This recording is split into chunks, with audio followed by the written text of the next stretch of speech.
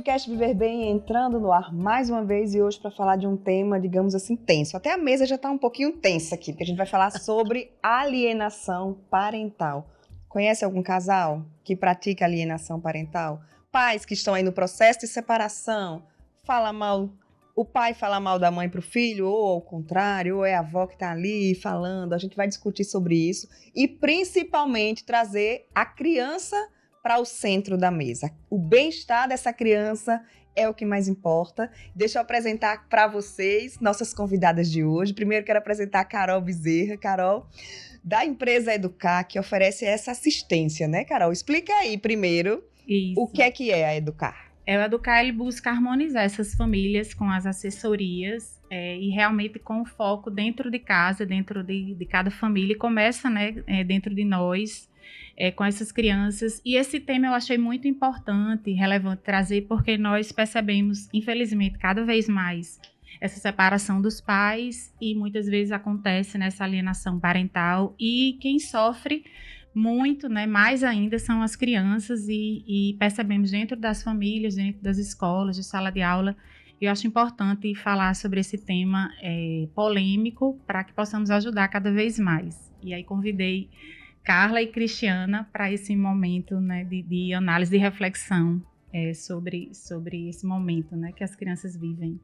Reflexão importante não só para os casais que estão separados, mas eu acredito que para todos os pais, né? Até os casados que muitas vezes divergem ali de opinião na criação dos filhos. Então fica com a gente que vai ter muita informação importante aqui hoje para vocês. Cristiana Torres, advogada, está aqui como advogada, que ajuda também aí nesse processo de separação dos pais, mas também como uma mãe que vivenciou esse processo, né, Cris? Na verdade, eu vivenciei o divórcio, né? Assim, alienação parental, não. Mas, então, ela está aqui dizendo como não fazer alienação, mas esse processo de separação. Fato, o meu divórcio, eu chamo de um divórcio tranquilo. Eu não acho que exista divórcio tranquilo, né? Assim, o ideal é ninguém casa para divorciar. Mas dentro daqueles que a gente vê e dentro, né, das amigas todas que separam e que eu convivo, foi um divórcio tranquilo, né? Assim, a gente realmente buscou proteger o filho, né? Assim, mesmo com todos os problemas do divórcio, com toda aquela... É muito difícil, é muito sofrido, o casal vira um ex-casal e a gente muitas vezes quer se matar mesmo, mas a gente realmente procurou preservar o filho, né? E por isso que as pessoas sempre me perguntam, me demandam sobre esse tema. Muito mais como uma divorciada do que propriamente como advogada da área.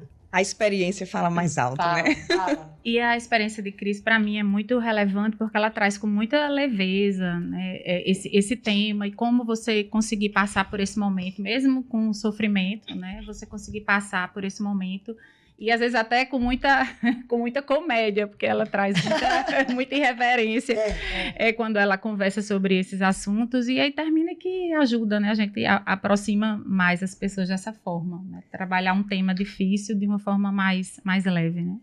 Nesse processo de separação, essa criança tem a sua casa, essa criança tem a sua vida escolar. Prejudica? Vamos apresentar a Carla, que está aqui com a gente também, que é psicopedagoga. Onde é que esse processo reflete nessa vida da criança? Que além da casa também tem a escola, tem os amigos na escola, tem um rendimento também? Eu acho que essa questão deste indivíduo, criança, que sentem e veem esses pais separados, muitas vezes prejudica na sua aprendizagem, mas a aprendizagem como um todo. A gente às vezes não pensa a aprendizagem como se fosse apenas escolar. Mas a nota da prova, né? Essa coisa quantitativa, mas a gente tem que ver o qualitativo, as questões relacionadas com seus pares. Essa questão da escola, essa questão com os amigos, essa questão com o condomínio, essa questão com os pais, com os parentes. Muitas vezes essa separação ela prejudica realmente a aprendizagem. Ela faz com que essa criança chama de estar sintomatizando quando ela não está bem, porque estes pais não estão bem. Porque esse desequilíbrio acontece porque houve um desequilíbrio na relação. Se a relação dos meus pais está em desequilíbrio, a minha relação comigo mesmo, com o outro e comigo e com o mundo, ela se desorganiza. Então, automaticamente, eu passo a sintomatizar e passo a ter dificuldades de aprendizado. Então, você papai, você mamãe, que muitas vezes, não se relacionam pós uma separação, é importante que a gente veja o quanto esse desequilíbrio prejudica essa criança. Ela não é peça de um jogo, ela é peça de uma família que a gente pensou, expectou em formar. Se ela se desequilibrou, se ela quebrou em algum momento, é necessário que a gente busque o equilíbrio para que ele seja um ser humano feliz, saudável emocionalmente e dentro de um processo de aprendizado como um todo, não quantitativamente como uma prova, mas ele precisa dessa nota. Mas, acima de tudo, ele precisa entender que esta relação apenas não é só eu, família, é interdisciplinar, eu, escola e com aqueles que a rodeiam. E, Juliana, eu acho muito importante esse tema de escola também, porque os pais, quando estão em crise, não necessariamente que eles vão até se separar, mas quando eles estão em crise, é muito importante você sinalizar para o professor, porque quem melhor entende o aluno, que está todo dia, né, com o seu filho, é o professor e o coordenador também, se você não quiser ainda falar para o professor, mas ele vai sentir a criança, porque a criança, ela muda, né? Ela pode até conversar lá com os amigos o que está acontecendo, não conversar em casa, mas ela às vezes fica agressiva, né, com essas atitudes agressivas, às vezes ela fica isolada, ela fica recuada, ela fica triste, muda completamente, muda também o desempenho, né, de notas, digamos assim, e a gente fica sem entender, porque os pais não conversaram ainda com a escola.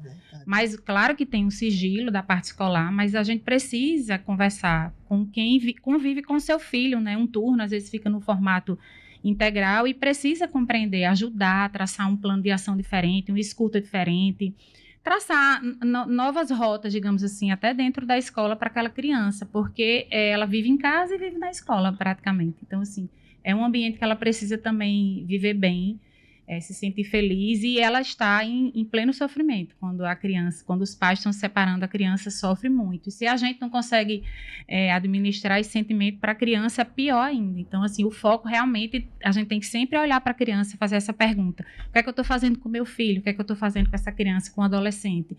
E aí eu acho que você consegue ter a disciplina de não praticar algum mal ou praticar alguma atitude negativa se você pensar primeiro no seu filho, entendeu? Então, acho que essa reflexão é muito importante. Nem um pai, nem uma mãe deseja o pior para o seu filho, né? Exatamente. E tem que exatamente priorizar isso. Eu vou perguntar exatamente para a Cris. Cris, como é que foi essa questão da escola?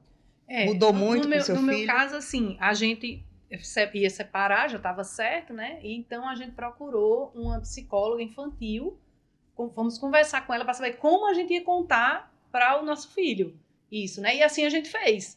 E foi mesmo assim muito difícil. Eu nunca vi, assim, não conheço outra pessoa que tenha feito isso.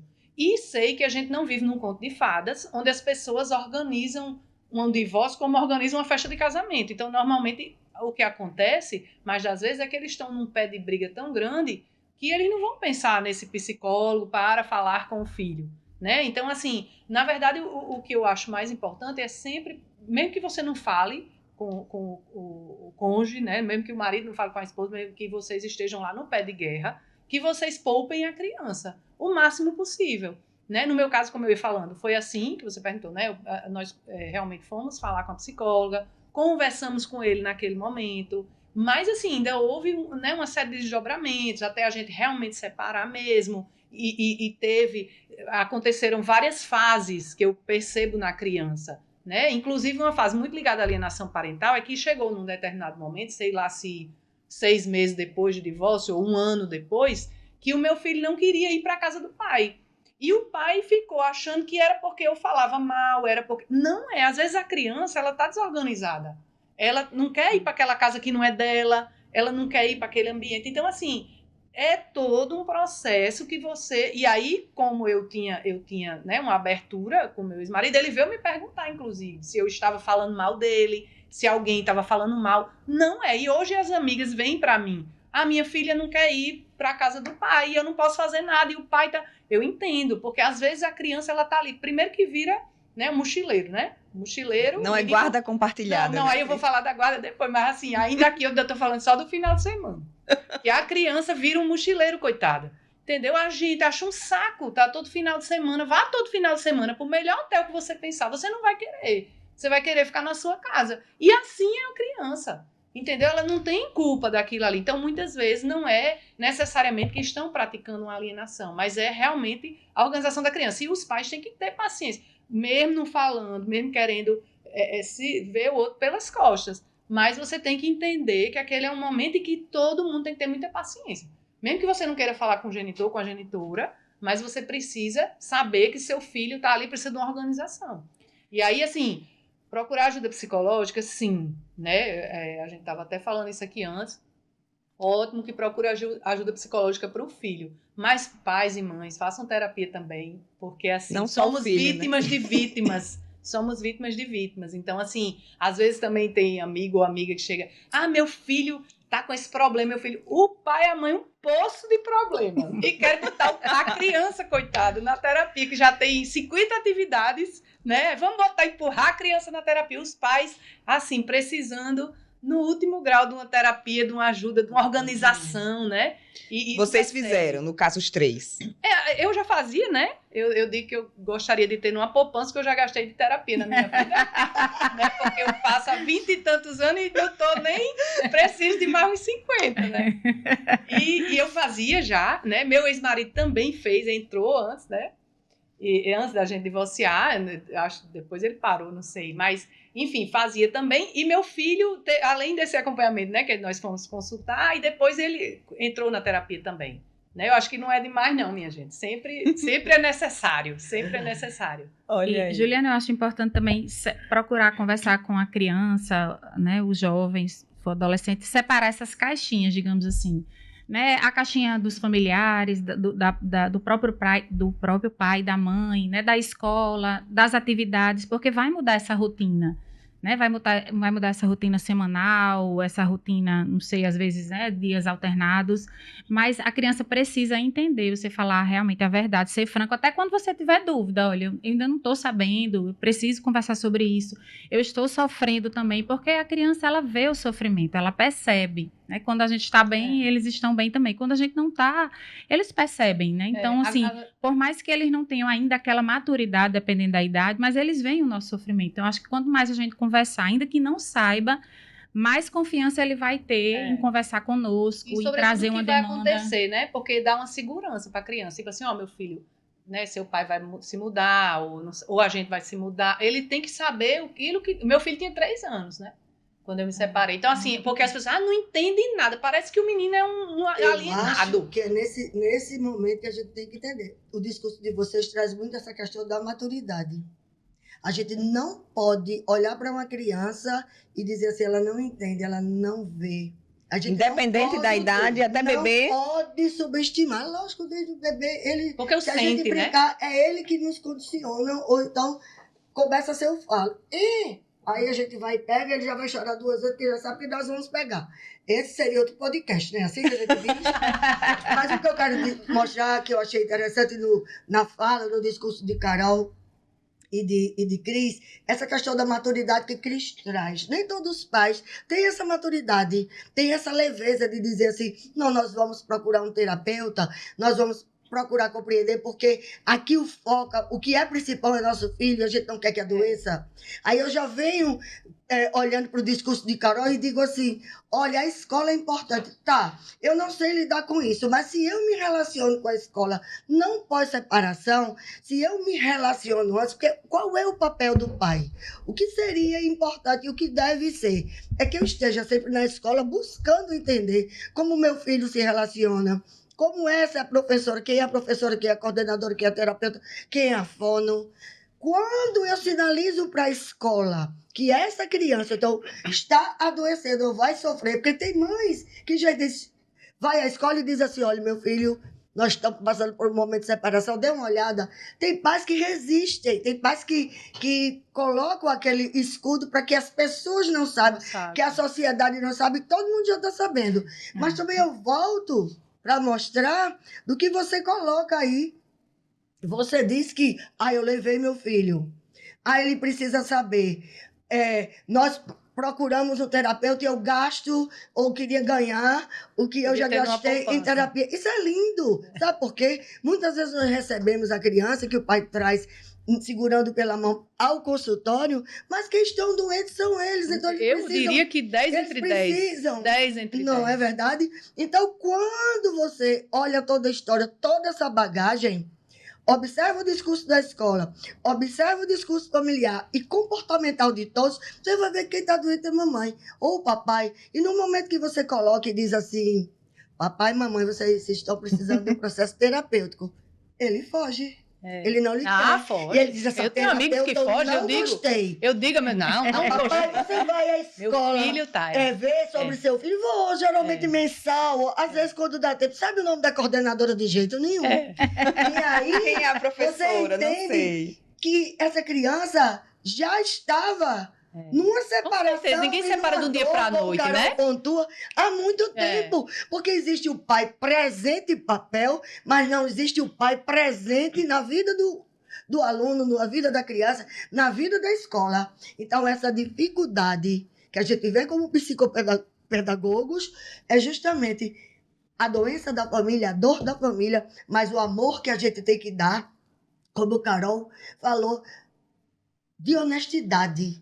E olhar para essa criança que ela é capaz de entender. Quando eu separei, eu dizia muito, quando eu separei, aí vem aquela história, né, amigas, começa a gente separar e todo mundo quer lhe apresentar uma amiga, porque você tá ali naquela turma de casais e fica boiando, e aí todo mundo, fulano, e eu comecei a juntar um monte de divorciada. O clube, Eu dizia, o clube das sequeladas. O clube das sequeladas. Eu não sou sequelada, não. É a pior que tem. Porque nem reconhece a sequela, entendeu? Antes de mais nada, então, se a gente é sequelada, avalia a pobre criança. E olha, você falou uma coisa muito interessante. Nós somos vítimas de vítimas. Todos nós temos nossas lacunas. Todos nós temos nossas dores. Todos nós temos a necessidade de alguém que nos dê colo, que seja ninho, que nos dê suporte. Sempre vai ser assim, porque todo dia um aprendizado novo. Imagina uma criança que ela ainda não sabe gritar. E como o Carol colocou, às vezes ou ela fica agressiva ou ela fica introspectiva. E às vezes essa introspecção ecoa como um grito de socorro. E muitas vezes quem está ao redor não compreende. E é aí onde a gente tem que entrar. É aí onde a gente tem que orientar.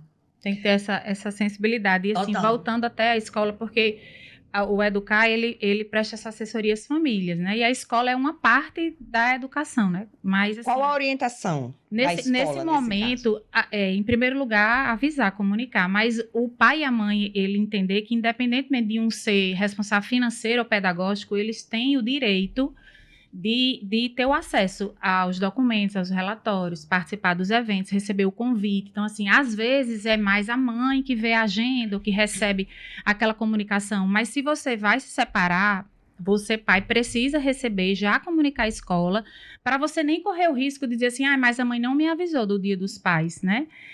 E aí eu não fui. E a criança ensaiou 2, 3 meses e vem aquele sofrimento que marca pro resto da vida. Porque o Dia dos Pais, no ano da separação, meu pai não foi.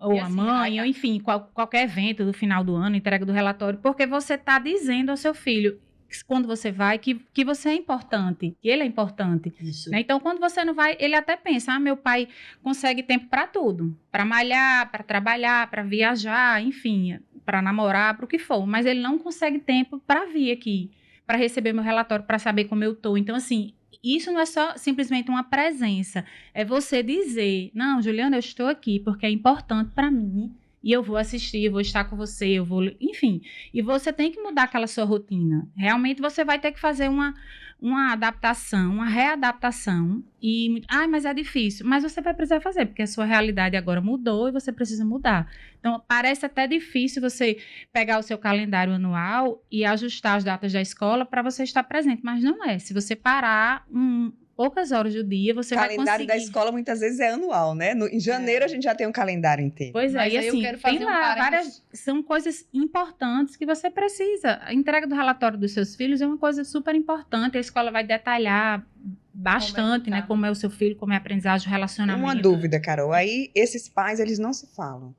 vai a mãe num momento, recebe essa devolutiva e depois o pai em outro momento, a escola faz a mesma devolutiva para o pai também. Precisa fazer, a escola precisa fazer 2 reuniões, assim, quantas forem necessárias com o pai, com a mãe ou se eles forem juntos, mas geralmente eles vão separados, né? Assim, Eu quero só fazer um parênteses, que um dos exemplos na lei de alienação parental é justamente essa falta de comunicação dos eventos escolares. Não é que uma pessoa tem obrigação. Vamos dizer, eu vou citar a mãe porque é mais normal, mas qualquer um dos dois. Vamos dizer que seja o pai, que seja aquela pessoa que sempre recebe a agenda, que estão lá separados, eles nem se falam. Então, o pai é aquele que todo dia recebe a agenda. Muitas vezes tem uma combinação tácita ali, eles não deixaram isso no papel, mas vamos dizer que seja o pai que sempre recebe. Se ele recebe um comunicado relativo ao Dia das Mães e não passa para a mãe, isso pode configurar inclusive uma alienação parental, que está lá na lei. Porém, ele não é obrigado, mas ele pode sim dizer assim, fulana, tome conta da agenda também, porque eu não vou ficar lhe dizendo. Isso é o mínimo. Entendeu? Fala com a avó para dizer, fulana, se a fulana não toma conta já, é isso que eu tô falando. Então, assim, se pensar na criança, dá errado menos vezes. Entendeu? Porque às vezes você fica no ego, ali, não vou falar porque fulano, porque tô dando uma satisfação, porque eu vou ligar e fulano vai dizer que eu tô atrás, e fulano... E a criança lascada ali naquele ambiente. Dia dos pais, tá lá os amiguinhos todos com os pais, e o pai dele não foi. E o pai não foi porque a mãe não avisou. Tudo bem, o pai tem que ir atrás? Tem, mas mãe, não é você toda a vida que tá com a agenda? Então diga já no final do ano, fulano, eu não vou lhe avisar nada não. Tome conta. Então diga isso, é o mínimo. Isso, Cris, é outra coisa importante. Muitas vezes nisso tudo que é colocado, quando o Carol falou da festa, quando você coloca como uma suposta alienação, existe também a culpabilização da criança. Muitas vezes ele acha que a culpa é dele. É a causa isso daquela separação. Pode acontecer, sim. E é aí, não, muitas vezes ele acha, não, acho que 10 entre 10 ele acha. É aí onde você tem que trabalhar muito mais para mostrar para ele o quanto ele é importante. Uhum. E quando está essa questão dessa desorganização, como o Carol falou de caixa, eu ainda chamo de alinhavar. A gente tem que alinhavar esse compromisso, que muitas vezes é muito, como é que eu posso dizer? Zona de conforto para cada um. Agora eu estou separada, você que faz tudo. Exatamente. Meu papai, eu estou muito ocupado, eu não posso. Mas como já foi por tanto, faz malha, faz tudo, vai para bares, noitada, que cada um vai viver a sua vida, lógico. Mas o filho tem que estar em primeiro lugar. A mãe é a mesma coisa. Não, papai é ótimo, maravilhoso, faz tudo. Então aproveita e não faz nada. Então, cada um fica jogando a sua função para o outro. E essa criança fica... mochileiro. Fica aí jogado. Tem a questão da guarda. E né? aí onde surgem todas as dificuldades. Ora, se eu não sei quem verdadeiramente eu sou, qual é a minha casa, qual é o meu quarto, o que é que eles estão fazendo, sou eu ocupado, para que estudar? O que eu vou fazer? Não tem quem me ajude, esses pais não entendem dessa agenda. E eu vou dizer mais, eu vejo hoje criança, assim, eu sei que a gente tem muitos problemas com tela, e aí fugindo um pouco, mas não tanto, porque assim, muitas vezes a única segurança... Outro podcast. Mas a única segurança que a criança tem é o jogo. A única coisa comum que ela tem na vida dela é uma tela. Então ela não sabe nem onde ela tá. Mas eu não digo... Porque ela é mochileira. Mas eu não digo aí ela não sabe onde ela tá, mas o jogo dela tá. Mas eu não diria que é a segurança. Eu digo que é fuga. Entendeu? Com certeza. É aconchego, é como a chupeta. Que é a única coisa. Exatamente, é outro podcast da chupeta. Esse eu não vou participar, não. Não, mas a tela também. Entende? É por aí. É por aí. As dificuldades, elas surgem porque o outro é que nos faz felizes ou que quebra nossos sentimentos, nossas emoções. É sempre assim, seja com a criança ou com o adulto. Então, assim, eu vejo como psicopedagoga que a gente tem que ter a maturidade de olhar, ter a sensibilidade, como o Carol falou para identificar o que é que está causando aquela dor, o que é que está causando aquela dificuldade de aprendizado, para que a gente possa minimizar, para que a gente possa maximizar o aprendizado. E eu volto a dizer, esse aprendizado, ele passa a ser melhor quando eu estou feliz. Eu vou ter o desejo de olhar para o meu colégio, porque a escola também me olha bem, mas é porque meu pai olha lá. Mesmo que eles estejam separados, mas eles vão saber de mim. E eu não sou o culpado disso. E, Juliana, assim, existem, né, situações ruins, né, negativas, quando tem essa separação, muitas vezes, mas se o pai ou a mãe evitar de fazer um comentário a mais, digamos, eu não fui pegar o meu filho, aí você vai dizer, seu pai não chegou, sua mãe não chegou, ele não veio. Você evitar dizer mais comentários negativos, né? Fazer aquele juízo de valor e você vai acrescentando Se o informações. intuito é A criança ajudar, vai ali. Porque ela vai sofrer cada vez mais. Então, assim, você vai ter que resolver um problema a mais, porque aquela criança vai ficar cada vez mais sofrendo. E toda criança, ela ama o pai e a mãe, ela quer ficar com o pai e a mãe por qualquer situação que tenha acontecido, não interessa. Ele quer o pai e a mãe juntos, ou ele quer ficar com o pai, ele quer ficar com a mãe. Então, assim, e ao longo do tempo, com a maturidade, ele vai percebendo as características do pai, as características da mãe. Você não precisa falar, entendeu? porque além de você estar antecipando, você gera uma ansiedade, Exatamente. você gera uma culpa, você gera uma frustração, uma ansiedade, que, assim, você que está trazendo palavras... Para aquela criança. É valor para aquela criança. quando Então, chega assim, é um problema a mais, entendeu? Se você já acha que tem, você já está criando mais E outro. quando chega a ser adulto, aí você diz assim, nós não lembramos de palavras que eram ditas e que as pessoas subestimavam a nossa inteligência, ou achavam que a gente não estava ouvindo. Então é a mesma coisa. É lógico. É a Eu sou mesma indignada com gente que pensa que criança não está E entendendo. quando você fala disso... Gente, quando- é só nova, é só quando jovem, não é Carol boba, pontua. não é idiota. Olha, uma criança, ela sente saudade do cheiro, ela sente saudade do aconchego, ela sente saudade daquele ninho. E quando é separado, você diz assim, ó, tá vendo? Bem que eu disse que seu pai vinha lhe buscar, tão preguiçoso, ficava você onde, não quer saber de você. Então, tudo fica sendo jogado e essa criança vai criando... sabe aquela figurinha de pensamento que a gente vê no gibi? Que tem assim um balãozinho? A criança cria esse Gente, assim, Mas a fala imagética que diz assim, ele não gosta, ele quer, o que é que estão dizendo? Será que isso é verdade? Aí, eu já não gosto de papai. Aí eu digo, não, eu já mamãe vi é isso, eu já ótima. vi isso. Eu não Filho, quero... seu pai não presta, né? Gente, pelo amor de E aí Deus. tudo Pelo adoece, amor, isso é um sabe? crime. Isso é tão triste, É. porque a gente vê que nossas tristezas vêm justamente daquilo que é expressado. Às vezes também não é falado. E a falta também de afeto, de afago, de um abraço, de dizer que eu te amo, que você é importante, apesar de eu ter me separado. É que uma coisa não tem nada a ver com a outra, inclusive, Mas né? é justamente onde acontece essas divergências que traz toda essa sintomatologia. Agora, eu lembro de uma situação de uma amiga minha que o pai não queria dar muita atenção pro filho, mas ela queria fingir que o pai dava. Então, era ela que ia por trás. Eu ia Você falar tem que isso. pegar seu filho. Você Aham. vai deixar... Hoje ele vai dormir aí, porque ele precisa ter essa presença do pai. Assim, Como é que o fica eu esse digo, equilíbrio, né? o que eu digo é assim, quando, eu ouço muita reclamação, né, de pai e de mãe também, mas assim, porque o pai é isso. Minha filha, você que lute. Porque se você começar a elogiar esse pai que não é bom, seu filho vai pensar assim, minha mãe é uma mentirosa, porque ela tá falando de quem? Porque A máscara cai, né? você não substitui. Infelizmente, se pudesse, era ótimo, porque só era você dizer que aquela mãe é maravilhosa. Olha, meu filho, sua mãe, ela não veio porque ela é xirra. No meu tempo era xirra, hoje em dia o menino vai nem saber. Hoje em dia ela é quem? Alguém aí. Entendeu? Sua mãe não veio porque ela é xirra disfarçada, ela tá trabalhando. Seu pai não veio porque ele tá voando, porque ele é o Superman. Não adianta. Não é que você vai passar pano e ficar boazinha e todo mundo paz e amor. Não é isso. Mas o pai não veio, marcou, não veio. O menino, a gente só falta morrer. Mas o menino tá lá, você diz, olha, seu pai não veio, eu não sei o que aconteceu. Deve ter acontecido alguma coisa. Isso é o normal para qualquer pessoa. Você não precisa dizer, tá vendo aí? Aí liga logo para 3 amigas. Fulana não veio, não sei o quê. Aí o menino do lado, aí a mãe faz assim, João, sei seu nome. Vai pensando que o menino é idiota, não tá percebendo que é o pai dele. O assunto é a vida da criança e ela troca o nome e pensa que o menino não tá sequelando, entendeu? Então, assim, não fale mal na frente. Saia. Se tiver com raiva de João, querendo matar João, saia e vá falar lá fora. Porque assim, o filho já tá sofrido, porque o pai não chegou, porque a mãe não chegou, porque faltou um negócio, porque chegou atrasado. Aí você vai pegar e ficar lenha na fogueira. Ou então você tá pode entendendo? até fazer o combinado. Você já sabe que não vai naquele evento. Você sabendo, você, pai ou mãe, diz, meu filho, eu não vou poder ir, mas eu vou em outro momento fazer tal coisa com você. Não, aí é o Aí, ideal, às vezes, a criança claro. não vai nem pra escola naquele dia. Lógico. Então, assim, Vai nem passar é aquela história de você ser franco, ser sincero e dizer, conversar. Vai sofrer, mas vai sofrer muito mais. Na mentira. Se ele chegar lá pra se apresentar e você não tiver, ou na É mentira. aquela coisa da E mentira. mentir Vai até ser elogiando é pior. ruim. É o que eu digo. É mentir até elogiando é ruim. Porque aí seu filho vai ter 2 mentirosos. Cria uma expectativa. Né? Porque ele vai dizer, minha mãe tá doida, tá falando aí de uma pessoa que não é. E é uma relação de confiança que ele não vai ter com você. Porque se você tá mentindo, você tá escondendo, você tá...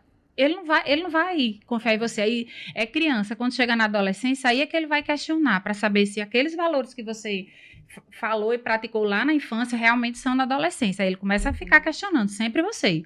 Né? Então, assim, vai questionar sobre essa mentira, sobre essa superproteção, esse falar mal do pai ou da mãe, enfim, ele vai lá na frente buscar. Então, se você pensar na criança, se você agir de forma errada agora, vai ser sempre pior. Você vai trazer um problema cada vez mais para você. Essa conversa toda nossa aqui, esse processo de separação por si só, com ou sem alienação parental, já é uma quebra na rotina, já é, né? Com certeza. Como ajustar essa rotina?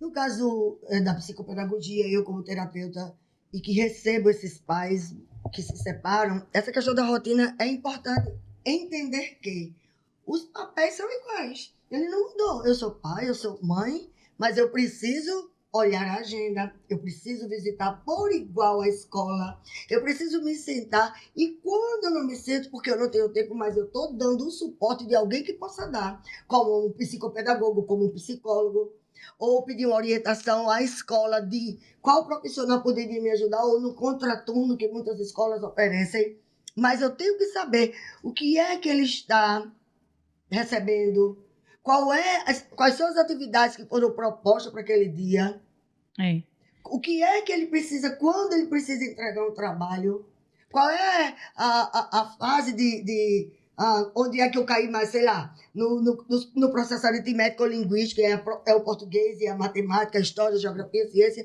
mas que eu preciso estar presente. Muitas vezes eu não olho nada e a criança também não sabe com que ela tira dúvida. E Juliana, assim, você vai dizer, não, mas o responsável trabalha tantas horas, ele não consegue dar esse suporte. Quantidade. Se você não conseguir pagar uma pessoa para fazer, um exemplo, reforço escolar, você pode combinar com um grupo de amigos ou com uma dupla que ele vai estudar na casa do amigo, um exemplo, toda segunda e quarta, ou que ele vai ficar no integral terça e quinta, e você tem que dizer ao seu filho, nesse dia eu não consigo fazer, eu só vou conseguir quando eu chegar a tal horário, ou então você tenta fazer sozinho. Se você não conseguir, você vai tirar a dúvida amanhã com a sua professora, e você vai ter que pedir ajuda à escola. Muitas escolas têm, né, o suporte pedagógico, tem integral, tem monitoria. Justamente. Então, assim, não é questão, eu não posso, eu vou pagar, eu vou delegar. Não é isso, porque muitas pessoas trabalham 7 horas corridas, trabalham 8, 10 horas. E dão suporte. Mas você vai dizer, você vai tentar achar outra alternativa e vai conversar com seu filho. Sua mãe ou seu pai conseguiu todo dia fazer a tarefa com você, ou supervisionar. Eu só vou conseguir tais dias, no outro você vai para casa do amigo e você vai fazendo essas alternativas. O que você não pode é abandonar o seu filho porque mudou. Né? Porque você se separou. E horário.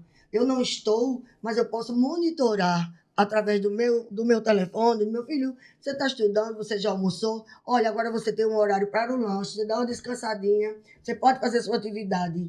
E como o Carol disse, você tem dúvida? Bom, eu vou tentar tirar hoje. Se eu não puder, eu vou tirar amanhã. A gente não delega para outras pessoas, mas aquilo que eu não posso fazer, tem pessoas que podem fazer. Agora, tem que ser com responsabilidade. Esse ajuste na rotina. Essa semana eu tô com o pai, na próxima eu tô com a mãe. Eu ia falar justamente sobre a questão da guarda, né? Porque essa guarda, meu Deus. Existem formas, né? Quando a gente se divorcia, a guarda pode ser unilateral, né? Quando fica com um dos pais, pode ser alternada e pode ser compartilhada, que tem uma confusãozinha aí, né? A guarda alternada, ela é uma guarda unilateral. Agora, ela é unilateral quando tá com um e depois quando tá com outro. A alternada é aquela, passa uma semana na casa de um, uma semana na casa de outro, né? Eu particularmente acho isso, assim, horrível. O menino vira um mochileiro, ele não tem uma casa. E, assim, o que eu vejo também é que ele entra num buraco negro, a criança. Quando ele tá com a mãe, o pai nem fala comigo. Passa uma semana que aquela criança não existe. Quando tá com o pai, é uma semana que a mãe não existe. Então, assim, 2 casas distintas, 2 pensamentos distintos, normalmente não se falam. E aí fica aquela criança. Quando chega numa casa é uma vida, e quando chega noutra casa é outra vida. E com a ausência de cada um. Com a ausência de cada um por semana. Talvez a ideia tenha sido boa para ficar mais convivendo mais, mas vira assim, eu acho um mochileiro. Coitado dessa criança. Não sei se vocês concordam, mas muitas vezes assim, mamãe me cobra muito. Quando eu digo muito, um da casa de um jeito, outra casa. Ótimo, mas é só o que tem. É só o que tem. Aí faz assim, na casa de fulano, porque são 2 vidas distintas. Chega no colégio, Então nota daquela desorganiza. semana. O Totalmente. pai não sabe de uma coisa, a mãe não sabe de outra. É assim uma confusão. A compartilhada é aquela que ele mora, né? Assim, vamos dizer, ele mora com um dos dois genitores e o outro participa de tudo, da educação. Eu acho mais saudável porque a criança fica com uma referência de lar, né? Porque ela tem aqueles horários ali, apesar de que talvez seja o ideal. Né, Essa assim, compartilhada, o casal precisa estar afinado, precisa se dar bem. sim, não é que se Deveria, dê né? bem, mas pelo menos não tá sem se falar, porque sem se falar é o pior dos mundos, né? A gente tem uma convivência harmônica que é o melhor dos mundos, e a gente tem o pior dos mundos, que quando o pai e a mãe nem se falam, e aquela criança fica ali, ela tem uma vida numa casa e outra vida na diria que outra. quando E a gente- aí, nós, como haja indivíduo, psicopedagoga, né? Isso é. Na vida. Eu digo que essa é o chamado orfandade. Isso gera um sentimento horrível, Eu imagino. sabe? De desânimo. E esse desequilíbrio que acontece é justamente por isso. Porque, olha, mamãe não participa, a outra também. Eu queria tanto ser igual a fulano. Queria tanto que meu pai fosse para a festa como o pai de Carol, que vai. Eu queria eu tanto acho que ele uma estivesse coisa presente, muito- sei muito lá, no meu estranha. aniversário, ou se lembrasse de mim com essa importância, ou se sentasse para me orientar na atividade, porque esse sentar muitas vezes não tem a ver com a orientação da própria atividade, é de se É fazer atenção, presente, né? é aquele amor que a gente recebe de atenção.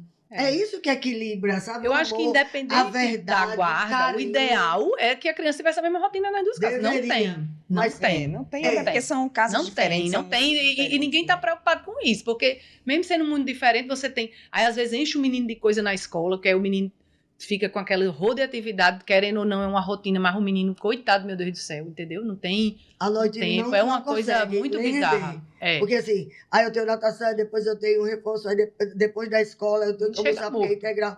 Aí chega muito e às vezes não rende.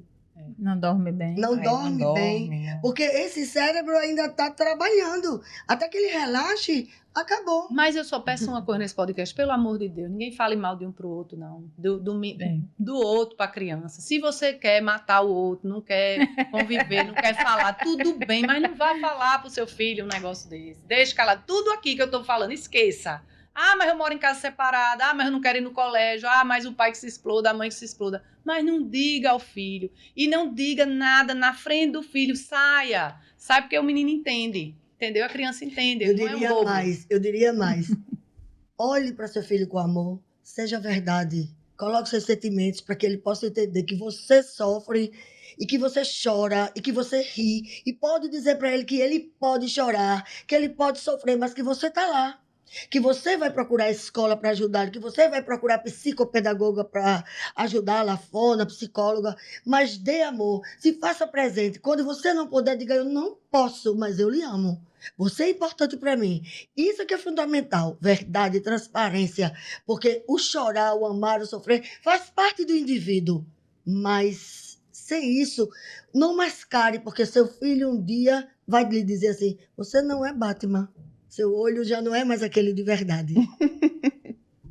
Carol, para a gente concluir aqui, vamos falar um pouquinho desse suporte que o Educar oferece para esses pais, não só para os pais que estão passando por esse momento de crise, né? Mas como é que surgiu essa ideia do Educar e o que é que vocês oferecem para essas famílias? Vamos lá. O Educar, como nós prestamos essa assessoria às famílias em todos os âmbitos, assim, o escolar, o pedagógico, o familiar, que para mim é o mais importante, o que surte digamos assim, um resultado maior, porque você realmente vai começar dentro de si, né, dentro da sua casa, da sua família, a olhar a sua rotina e realmente entender a criança, o adolescente, e aproximar, analisar como é que está aquela vida para você se fazer mais presente. E o Educar traz esse olhar, traz essa reflexão, essa sensibilidade, porque nós vamos conversar com o pai, com a mãe, com a escola, com o profissional que atende, com a criança, né, o adolescente. Nós atendemos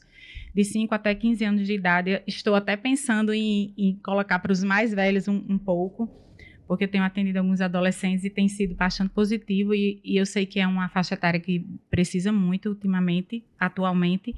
E nós, assim, nesse caso de separação, seria uma assessoria escolar e pedagógica, porque realmente a escola vai fazer parte, assim, bem atuante nessa assessoria.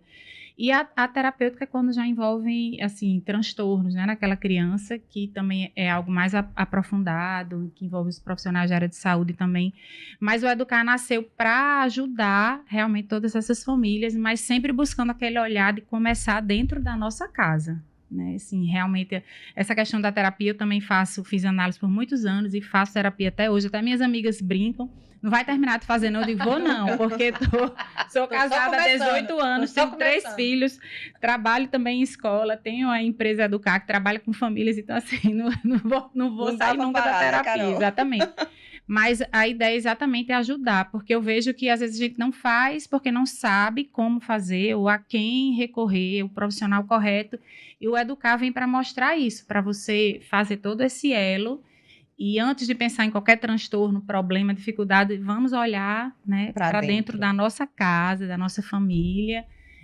Como Carla falou, todo mundo sofre, todo mundo tem problema, chora, ri, mas vamos começar por nós, né? Antes de apontar a escola, apontar o vizinho, vamos conhecer a escola, vamos conhecer o professor, vamos conversar com o professor, vamos conversar com o marido, né? Vamos falar com o seu filho sobre realmente o problema que está acontecendo e ter esse diálogo dentro de casa. Então, é como se fosse um resgate, assim, para dentro da família. Então, vocês fazem uma espécie de diagnóstico e ali vocês percebem a demanda daquela família. Essa família que precisa dessa atuação de um psicopedagogo, precisa que só ajuste na escola mesmo. Isso, exatamente. Na verdade, fazemos uma devolutiva, né? Analisamos todas essas áreas, né, da vida da criança ou do adolescente, da família, e fazemos esses ajustes e damos uma devolutiva, que pode ser uma indicação de algum profissional que trabalha conosco, que a pessoa vai procurar, porque realmente tem aí afinidade, eu conheço, eu gosto do trabalho de Cristiana, nós vamos indicar ou a pessoa vai procurar, né, Cris, mas a devolutiva pode chegar nesse patamar de indicar os profissionais, né, para que eles busquem um diagnóstico, se for o caso. Mas em 80% dos casos, realmente, na assessoria familiar, a gente já consegue ajustar e ver que realmente dá certo ali com aquele ajuste que a gente faz. Você falando uma dúvida que surgiu aqui. Cris falando, né? A criança é pequena, quando eu me separei, meu filho tinha 3 anos, não entende muito. E quando o filho já é um adolescente que está ali naquela fase, que por si só já é uma fase cheia de questionamentos. Como é que é esse processo quando não é mais uma criança, são filhos adolescentes? O que nós enxergamos é assim, o adolescente ele vai questionar ainda mais aqueles valores que estão ali nesse processo de separação.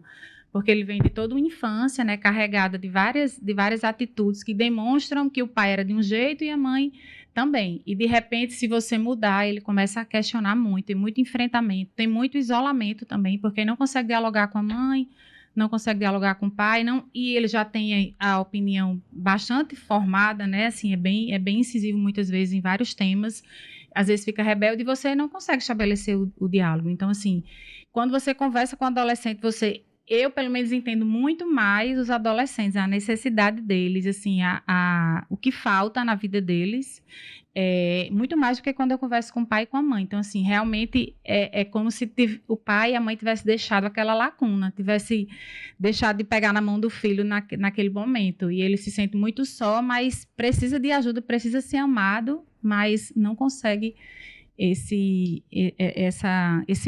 digamos, essa união com o pai e a mãe, principalmente nesse processo de separação. E muitos pais têm se separado nessa idade dos adolescentes, né? Tipo, da meia-idade, que aí você questiona muitos valores. Pode beber, não pode beber? Pode namorar, não pode namorar?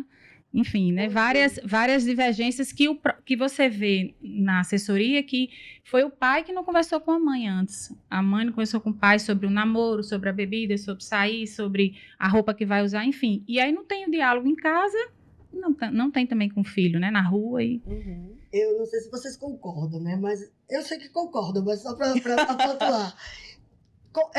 Essa questão do adolescente, como o Carol está colocando, que ela entende mais esse adolescente, mas a gente também tem que entender essa questão da química, dessa organicidade, porque nessa fase existe o chamado controle inibitório que o adolescente não tem. Quando a gente conversa Você pode morrer de conversar, mas ele é o dono da verdade. Você pode morrer de conversar, ele não toma uma dose. Ele vai tomar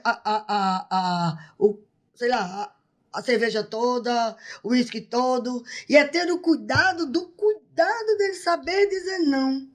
De compreender, para ele entender que aquela emoção dele está tão aflorada que ele vai muito além daquilo que ele pode, do grito, da falta de respeito, do se drogar, do beber. E esse controle inibitório, a gente sabe que ele só consegue a partir dos 23 aos 25 anos, mas até que ele chegue, muitos deles se perdem.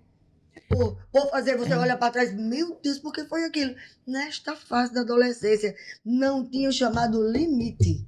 E precisa reforçar, porque se você não for a referência, você mãe ou você pai, o adolescente vai buscar outra referência. Justamente, na madrinha, na tia, na professora. O amigo que oferece certas...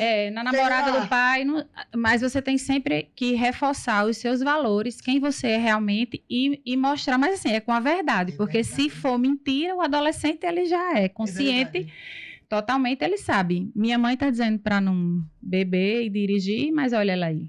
Bebendo, né? Olha aí, ela bebendo e dirigindo. Então, assim, ele vai questionar, ele vai peitar, ele vai dizer na frente do outro que você bebeu e dirigiu. Então, se não tiver verdade, desde lá da infância, ele vai questionar sempre. Vai buscar outra pessoa como referência. Nós não somos arqueiros, nossos filhos são flechas, e a palavra que aquela coisa que é bem jargão, mas diz que o exemplo arrasta, e é por aí. Né? Nós, como pais, temos que ser exemplo. O que eu digo é tipo assim... mamãe, tia Cris está chamando. Diga a ela que eu estou dormindo. Pronto, já ensinou a menina. Meninas, quanto tempo aí já de podcast? É tanto assunto que marquei. Vamos marcar vários temas, né? Mas se Deus quiser. Pra gente terminar esse bate-papo. Cris, você aí como a mãe que passou por essa experiência de separação, lidou muito bem, né? Conseguiu lidar com isso de uma maneira mais tranquila. 10 anos depois, eu tô ótimo. 10 anos depois. 10 anos se passaram. Terapia. Seu filho tá chegando agora na adolescência. Aliás, a adolescência vai até os 25, porque eu tô com medo. Quando eu digo essa questão do controle inibitório, diga. Frear. Qual a orientação para uma mãe, para um pai que está passando por esse processo de separação, talvez esteja vivendo a alienação parental? Na verdade, eu acho que é muito, muito amor, muita paciência, né? Muito cuidado com o sentimento de todo mundo, né? Assim, se pensar em desorganizar, procura ajuda, procura psicólogo, né?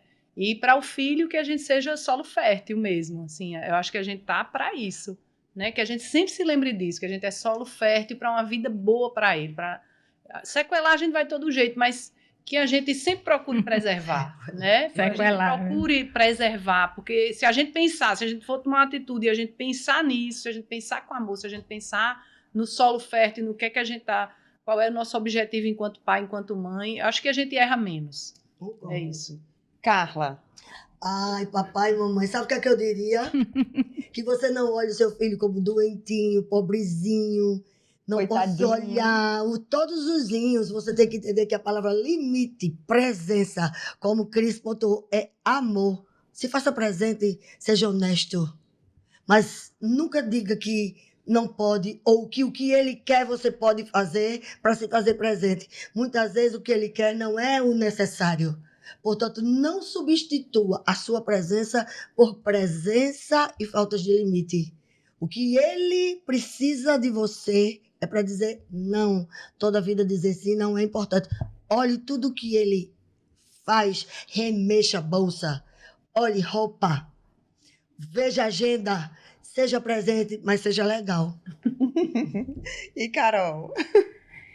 Meu desejo é que, na verdade, os pais em crise nem se separem, né? Porque todo mundo tem crise. Buscar ajuda quando começar buscar esse processo. ajuda, existem as... É porque tem muita gente que não quer a terapia, né? Se tiver a familiar de casal, não quer de jeito nenhum. Mas, assim, eu escuto muitas amigas me dizendo, eu vou dar uma palestra de como não se separar, porque só muda de CPF, só muda de endereço, acumula o problema. Mas, assim, o meu desejo é harmonizar, realmente. Se a pessoa se separar, é orientar para resgatar essa família, principalmente a criança. E se puder ajudar com o não fazer uma alienação parental, eu vou ajudar, buscar ajuda de profissionais que são da área, como estamos fazendo aqui, para que realmente a criança ou o adolescente ele viva melhor, né? Com mais harmonia, com mais consciência, que a gente viva num mundo melhor, realmente. Quem trabalha com educação realmente sonha, tem esse propósito e acredita nisso, realmente, né? De um mundo melhor. Eu não acordo todos os dias pensando que vou trabalhar e é isso mesmo, a gente tem um propósito e acredita realmente para fazer a diferença nesse mundo. Eu realmente acredito nisso. Ótimo. E quem quiser conhecer os serviços da Educar, entrar em contato, buscar essa assessoria, como é que a gente encontra vocês? Pode ser através do WhatsApp, do telefone 99104-5006 e o Instagram Carolina Educar. Também vocês vão nos encontrar lá. Ótimo. Meninas, foi um prazer receber vocês. Adorei. Como mãe, amei essa partilha Eu também me identifiquei, amei de paixão. E, Temos muitos temas para podcast. vocês viram aí, né? Isso daria um próximo podcast, Eu tenho certeza que esse aqui foi o primeiro de vários. E ajudando as famílias, a gente termina contribuindo para um mundo melhor, né? Com certeza. É esse nosso propósito, né, Carol? Muito obrigada. Obrigada, também, Juliana. Obrigada, Ju. Obrigada a você que acompanhou esse podcast. Próxima semana tem mais. Eu tô te esperando aqui no nosso TV Viver Bem.